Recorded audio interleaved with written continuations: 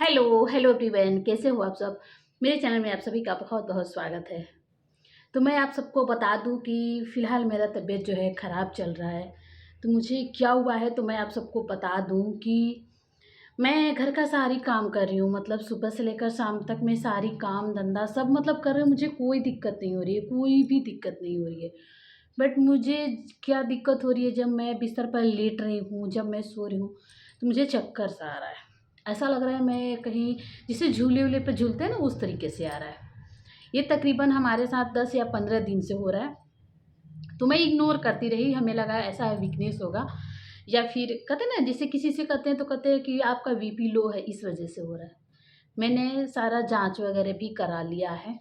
मुझे कुछ दिक्कत नहीं है, ना मेरी बीपी लो है, ना मुझे ब्लड की कमी है, ना मुझे कमजोरी है, मतलब सब नॉर्मल है। तो मैं आप सबको दिखा देती हूँ कि मैं जांच भी कराई थी, मुझे कोई दिक्कत नहीं हुआ है। बट वो जो मेरा जो बीमारी है वो हमेशा अभी बरकरार ही रह रहा है, बरकरार ही रह रहा है। मैंने एक डॉक्टर को दिखाया तो वो बोले कि ऐसा है कि आप एक्सरे करा लीजिए, एक्सरे से आपका पता चल जाएगा कुछ। तो मुझे पता चला कि जो हड्डी ये गया है, मतलब क्या बोलते हैं, दिमाग में और गले का जो पीछे साइड से हड्डी गया है, वो हड्डी थोड़ा सा बढ़ गया है। तो हमें लगा कि उस वजह से मतलब हमें चक्कर आ रहा होगा। तो हमें कुछ मेडिसिन वो डॉक्टर लिखे, हमारे घर के पास रहते हैं, वो बीएचयू के डॉक्टर हैं, वो डिप्टी एमएस है। बट इससे मतलब छोटी मोटी जानकारी हम लोग को देते थे, तो मैं उन्हीं को दिखाई थी। मैंने घर पास आते जाते भी हैं, चाहे हम उनके घर चले भी जाते हैं, तो मैं उन्हीं से दिखाई थी। तो वो बोले कि मतलब एक्सरे करा लीजिए, और कुछ मेडिसिन दिए। मैं खाई, उसे कोई फ़र्क नहीं पड़ा। डॉक्टर ने बोले कि ऐसा करिए, उम, आप एक बार न्यूरो के डॉक्टर को दिखाइए। मैं वहाँ पे गई, तो वो भी हमें कुछ एक्सरसाइज बताए हैं, और इसके बाद बोले हैं 20 दिन का मेडिसिन दिए हैं।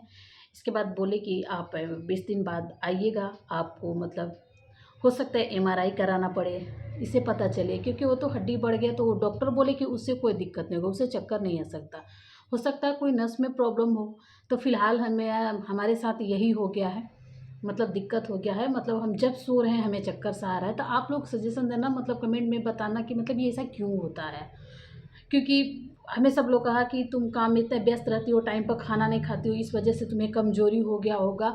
लेकिन हमें ऐसा कुछ भी नहीं हुआ है, कुछ भी नहीं हुआ है। मैं एकदम मतलब नॉर्मल हूँ, मुझे जितना ब्लड चाहिए उससे अधिक भी है, ना मुझे बीपी है, ना मतलब लो है, ना हाई है, कुछ नहीं है।